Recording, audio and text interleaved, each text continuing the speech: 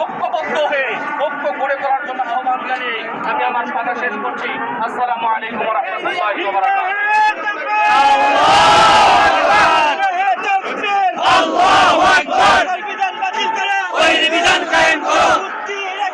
দাওয়াত জিহাদ। মুক্তি রেখে দাওয়াত জিহাদ।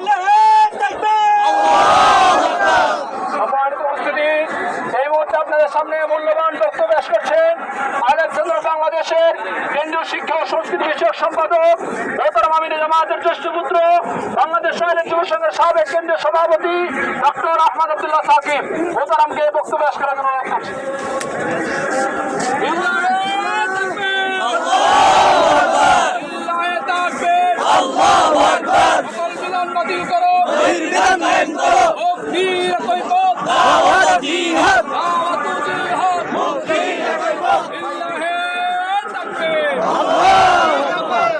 السلام عليكم ورحمة الله وبركاته. الحمد لله وحده والصلاة والسلام على من لا نبي بعده. أعوذ بالله من الشيطان الرجيم. بسم الله الرحمن الرحيم. ولا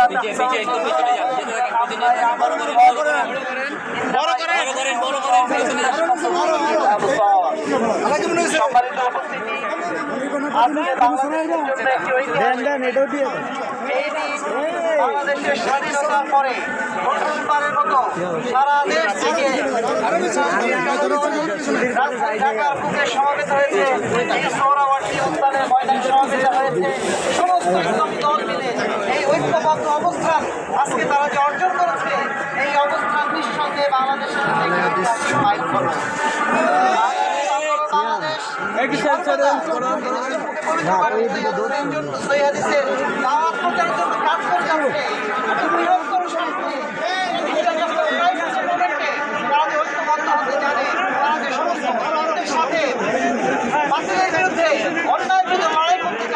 আজকের এই ঐতিহাসিক ময়দানে, আজকের ঐতিহাসিক জমায়েতে ঐক্যবদ্ধ হয়ে আমরা সেটা প্রমাণ করি।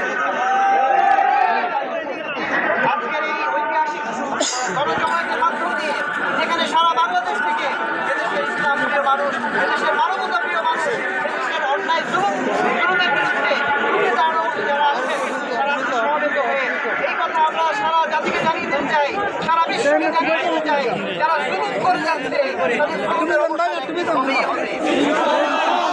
কোনো জালেমকে কখনো করে যান না।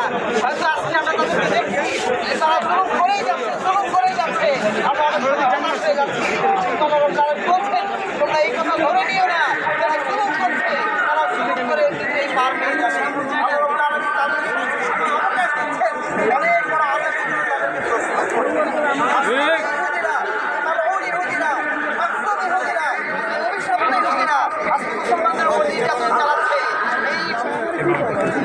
ইহুদিদেরকে একদিন এমন অবস্থানে পৌঁছাতে হবে, তাদের জুলুমের দায়ভার স্বরূপ এমন একটা অবস্থানে নিতে হবে, তাদেরকে ইসলামের ভূখণ্ডগুলো থেকে, মুসলিম ভূখণ্ডগুলো থেকে তাদেরকে অবশ্যই পালাতে হবে। এমন একটা সময় আসবে, আমার রাসূল সাল্লাল্লাহু আলাইহি ওয়াসাল্লাম ভবিষ্যৎবাণী করছেন, কিয়ামতের আগে এমন একটা সময় অবশ্যই আসবে, এই দিন মুসলমানরা ইহুদিদের বিরুদ্ধে লড়াই করবে, ইহুদিদেরকে পরাজিত করবে। সেই ইহুদিরা পলায়ন করে গাছের পিছনে লুকাবে, পাথরের পিছনে লুকাবে।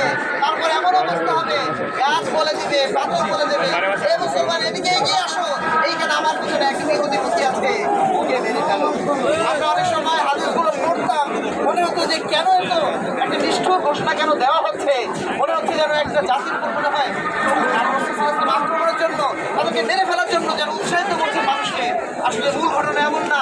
আজকের যে অবস্থান আমরা দেখছি, আজকে ফিলিস্তিনে আমাদের ভাইদের উপরে, আমাদের বোনদের উপরে, আমাদের শিশুদের উপরে, নিরপরাধ মানুষের উপরে এইভাবে ইহুদিরা হামলা চালাচ্ছে, এইভাবে ইহুদিরা তাদের বর্বর আক্রমণ চালাচ্ছে। এটা দেখে বুঝতে পারছি কেন ইহুদিদের বিষয়ে আল্লাহ রাসূল সাল্লাল্লাহু আলাইহি ওয়াসাল্লাম এই ভবিষ্যৎবাণী করে গিয়েছিলেন। আজকে ইহুদিরা কেন এই ধরনের শাস্তির অধিকারী হবে সেটাকে আমরা বুঝতে পারছি না। যে অন্যায় তারা করেছে, এই অন্যায়ের শাস্তি একবার না শতবার তাদেরকে হত্যা করলো, তাদের এই অপরাধের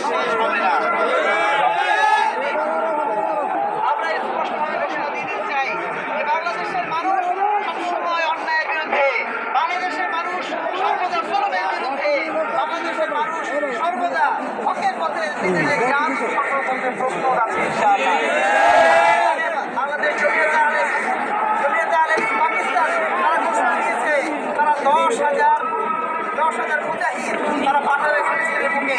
আমরা এই বাংলাদেশের পক্ষ থেকে ঘোষণা দিয়ে দিতে চাই 10,000 কেন, এই দেশে যদি 2 কোটি আহলে হাদিস থাকে, 2.5 কোটি আহলে হাদিস থাকে, এই দেশে 2.5 কোটি আহলে হাদিস প্রত্যেকেই প্রস্তুত আছে তাদের নিজের জান আজকে যারা এখানে উপস্থিত হয়েছেন আমরা শুধুমাত্র এখানে আসে নাই, স্লোগান দেওয়ার জন্য আসে নাই। আজকের এই স্লোগান আসলে আমাদের জাগরণের প্রতি, আমাদের এই জাগরণের মাধ্যমে বিশ্ববাসী জাগরণ হয়ে যায়। সালাউদ্দিনের মতো আমরা আবার মালা হামলা করে হামলা চালিয়ে আমরা সেটাকে কাফের অবশ্যই বক্তব্য করতে আমরা প্রস্তুত আছি। আমরা যদি না পারি আমাদের পরবর্তী প্রজন্ম তারা প্রস্তুত আছে, তারা একদিন না একদিন অবশ্যই আলাদা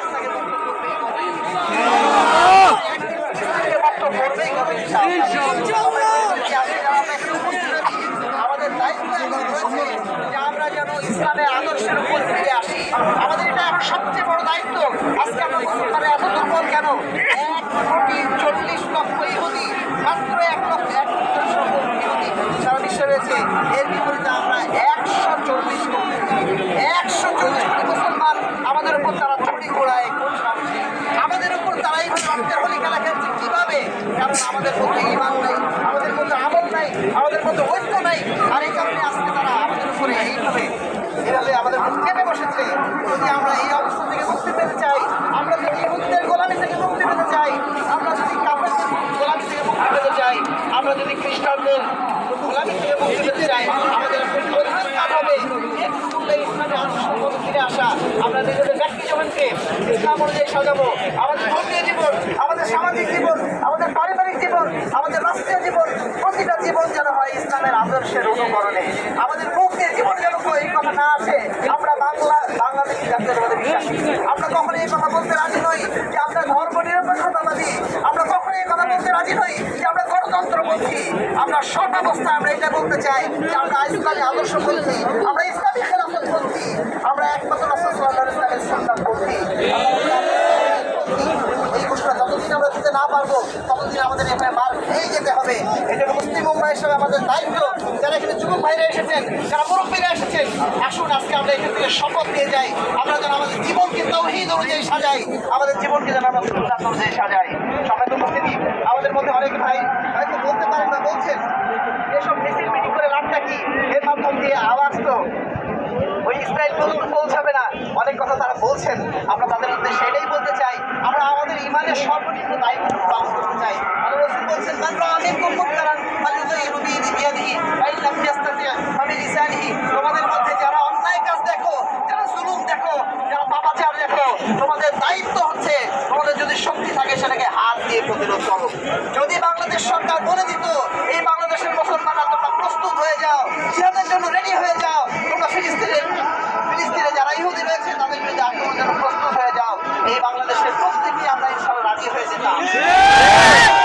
সেই সুযোগ যেহেতু আমাদের নাই, যেহেতু আমরা সরকারে নেই, যেহেতু আমরা অস্ত্রে সুসজ্জিত নই, সেই জন্য আমাদের এখন পরবর্তী কর্তব্য অন্ততপক্ষে আমাদেরকে প্রতিবাদ করতে হবে মুখে।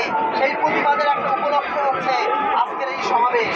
এই মিছিল মিটিং এর মাধ্যম দিয়ে, আমাদের এই স্লোগানের মাধ্যম দিয়ে আমাদের হৃদয়ের আর্তি আমরা আল্লাহর কাছে জানিয়ে দিচ্ছি, আমাদের হৃদয়ের আর্তি আমরা মানুষের কাছে জানিয়ে দিচ্ছি যে আমরা কোনো অবস্থাতেই এই জুলুমকে আমরা সহ্য করতে পারছি না। শুধুমাত্র আমাদের জিহাদের সুযোগ নেই বলে আমরা সেখানে হয়তো সরাসরি যেতে পারছি না, কিন্তু আমাদের অন্তর পড়ে আছে গাজাতে। আমাদের অন্তরের প্রত্যেকটা রক্তবিন্দু ইহুদিদের বিরুদ্ধে প্রস্তুত হয়ে আছে ইনশাআল্লাহ। এই সাথে সর্বশেষ যেটা কথা সেটা হচ্ছে আজকে মুসলিম উম্মাহকে অবশ্যই শক্তিশালী হতে হবে। আমাদের শক্তিশালী শিক্ষা প্রতিষ্ঠান নাই, আমাদের শক্তিশালী ইসলামী রাষ্ট্র নেই। ইসলামী রাষ্ট্র শক্তিশালী না থাকার কারণে 22টা আরব দেশ আজকে ফিলিস্তিনের আশপাশে থাকা সত্ত্বেও ফিলিস্তিনের পক্ষে তারা একটা শব্দ তারা বের করতে পারছে না। তার কারণটা কি? তাদের মধ্যে সেই ইমানি জাজবা নেই, আমলি জাজবা নেই। সেই সাথে তাদের মধ্যে আসলে ইসলামী রাষ্ট্র হিসেবে যে শক্তি থাকার কথা সেই শক্তিও তাদের মধ্যে নাই। আমরা চাই ইসলামী খেলাফত প্রতিষ্ঠা করতে। যে ইসলামী খেলাফতের সামনে 3000 সৈন্য থাকলেও, যে ইসলামী খেলাফতের সামনে লক্ষ জনতা থাকা সত্ত্বেও ইসলামী খেলাফতের সেই সেনারা তারা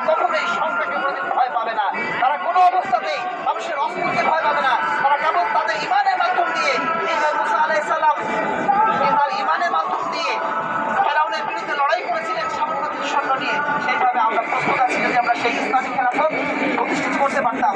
আমাদের যেন দাবি হয় যে আমরা শক্তিশালী একটা ইসলামী খেলাফত প্রতিষ্ঠা করব। আমাদের মিডিয়া নেই, শক্তিশালী মিডিয়া প্রতিষ্ঠা করব। আমাদের শক্তিশালী প্রতিষ্ঠান নেই, প্রতিষ্ঠান প্রতিষ্ঠা করব। এইভাবে আমরা প্রত্যেকের জায়গা থেকে দায়িত্ববান হই, প্রত্যেকের জায়গা থেকে শক্তিশালী হওয়ার চেষ্টা করি। প্রত্যেকে যদি আমরা ইসলামের বিজয়ের জন্য কাজ করি, ইনশাআল্লাহ কাফের শক্তি আমাদের সামনে মাথা তুলে দাঁড়াতে পারবে না। তোমরা তোমাদের জন্য সাধ্যমতো শক্তি অর্জন করে রাখো। আল্লাহ রাব্বুল আলামিন শক্তিশালী ইমানদারদেরকে বেশি পছন্দ করেন দুর্বল ইমানদারদের চেয়ে। আমরা দুর্বল ইমানদার হতে চাই না, আমরা শুধু স্লোগান দিয়ে ক্ষান্ত হতে চাই না, আমরা সেই শক্তি অর্জন করতে চাই এই শক্তির মাধ্যম দিয়ে কাফের শক্তির বিরুদ্ধে বিজয় লাভ করা যায়। সর্বশেষ কথা হচ্ছে আমাদেরকে অবশ্যই ঐক্যবদ্ধ হতে হবে ইসলামের জন্য, মুসলিম উম্মার জন্য আমাদেরকে ঐক্যবদ্ধ হতে হবে। আমাদেরকে এই কথা মনে রাখতে হবে আল্লাহ রাব্বুল আলামিনের সেই ভাষা, ওয়ালা তাহিনু ওয়ালা তাহজানু ওয়া আনতুম আ'লাউনা ইন কুনতুম মুমিনিন। তোমরা হীনবল হয় না, তোমরা মাথা নিচু করো না, তোমরা মানুষের সামনে আত্মসমর্পিত হয় না। যদি তোমরা প্রকৃত ইমানদার থাকো, তোমরাই হচ্ছে বিজয়ী, তোমরাই মাথা উঁচু করে সর্বদা থাকবে যদি তোমরা একজন হও। আমরা সেই ইমানের অধিকারী হতে চাই, আমরা সেই শক্তির অধিকারী হতে চাই। এই শক্তির মাধ্যম দিয়ে আমাদের শক্তির বিরুদ্ধে আমরা লড়াই করতে পারি, সেই শক্তির বিরুদ্ধে আমরা জিহাদ করতে পারি, সেই শক্তির বিরুদ্ধে আমরা প্রতিরোধ করে তুলতে পারি। সেজন্য আজকে এখানে আমাদের জমায়েত, আমাদের পরবর্তী প্রজন্মকে আমরা উৎসাহিত করতে চাই যে আমরা যদি না পারি আপনারা আছেন, আপনারা যদি না পারেন আপনাদের পরবর্তী সন্তানরা আছেন। আমরা চাই আমাদের পরবর্তী প্রজন্ম যারা আছে, আমাদের সন্তানরা যারা আছে, তাদেরকে আমরা এক একজন সালাউদ্দিন হিসেবে প্রস্তুত করি, আসেম হিসেবে প্রস্তুত করি, মোহাম্মদ আল ফাতেহ হিসেবে প্রস্তুত করি। অথচ এই দায়িত্ব যদি আমরা সবাই স্মরণ করে আজকে এখান থেকে বের হতে পারি, তাহলেই ফিলিস্তিনের প্রতি আমাদের হকটা আমরা আদায় করতে পারবো। শুধুমাত্র আওয়াজ দিয়ে, শুধুমাত্র স্লোগান দিয়ে সমাজ বিপ্লব ঘটানো যায় না। সমাজ বিপ্লবের জন্য সবাইকে সামগ্রিকভাবে প্রস্তুতি নিতে হয়। সেই সামগ্রিক বিপ্লবের প্রস্তুতির জন্যই আজকের এই জমায়েত। আশা করি আপনারা এই বিষয়টা বুঝে জেনে এবং প্রতিজ্ঞা নিয়ে এখান থেকে বের হবেন। আল্লাহ রাব্বুল আলামিন আমাদের প্রত্যেককেই এই প্রস্তুতি নিয়ে এখান থেকে বের হতে তৌফিক দান করুন। আমরা সবাই মিলে আল্লাহর কাছে দোয়া করছি, আল্লাহ রাব্বুল আলামিন ফিলিস্তিনের ভূখণ্ডকে তুমি তোমার নিজ দয়ায়, নিজ রহমতে উদ্ধার করে দাও। আমরা দুর্বল অবস্থায় রয়েছি, আমাদের শাসকদের উপরে আমরা চোট কেটে কিছু বলতে পারছি না, কিন্তু আপনি তো আছেন, আপনি তো শক্তিশালী, আপনি তো সবার উপরে সমস্ত শক্তি আপনি রাখেন। আপনি দয়া করে আমাদের ফিলিস্তিনি ভাইদের ইহুদি সেই শয়তানদের হাত থেকে যেন আপনি রেহাই দেওয়ার ব্যবস্থা করে দেন। ইহুদি মালউন যারা, এই অভিশপ্ত ইহুদি, তাদেরকে আপনি দুনিয়ার মধ্যে নিশ্চিহ্ন করে দেন, পরকালে তাদের জন্য উপযুক্ত সাজা বরাদ্দ রাখুন। আল্লাহুম্মা আমিন। আমি আহলে হাদিস আন্দোলন বাংলাদেশের পক্ষ থেকে আজকের জমায়েতকে আন্তরিক ধন্যবাদ জানাচ্ছি।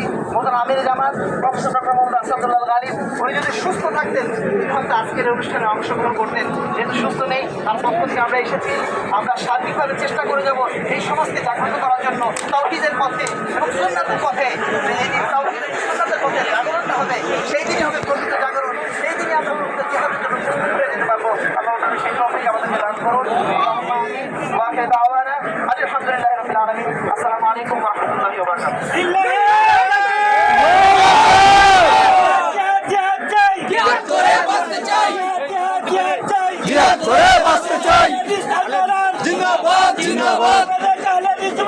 জিন্দাবাদ জিন্দাবাদ জিন্দাবাদ জিন্দাবাদ বিধান বাতিল করো, সকল বিধান বাতিল করো, মুক্তি নেকুইবাদ, মুক্তি নেকুইবাদ, সম্মানিত উপস্থিতি, আমরা আপনাদের সকলকে আইলেন্স বাংলাদেশ, বাংলাদেশ আইলেন্স যুব সংঘ, আইলেন্স পেশাজীবী ফোরাম সকলের পক্ষ থেকে আপনাদের সকলকে আন্তরিক শুভেচ্ছা ও কৃতজ্ঞতা জানাচ্ছি। আমরা এখন মূল প্রোগ্রামের জন্য চলে যাব। সেখানে আমরা অত্যন্ত ধৈর্যের সাথে প্রোগ্রামের শেষ পর্যন্ত ইনশাআল্লাহ অবস্থান করব। প্রোগ্রাম শেষে সুশৃঙ্খলভাবে নিজ নিজ দায়িত্বে ইনশাআল্লাহ বাসায় ফিরবো।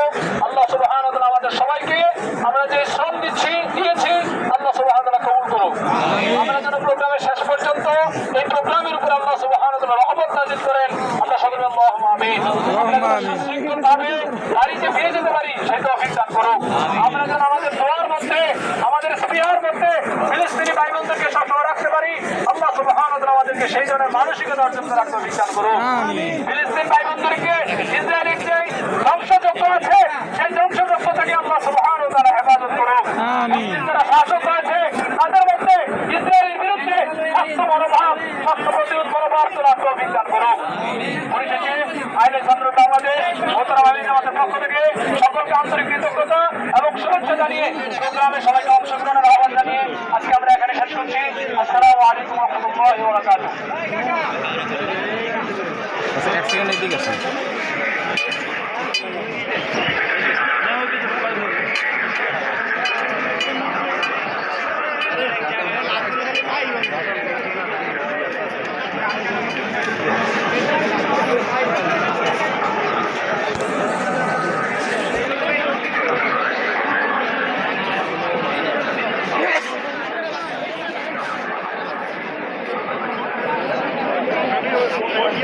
হোটেলে যায়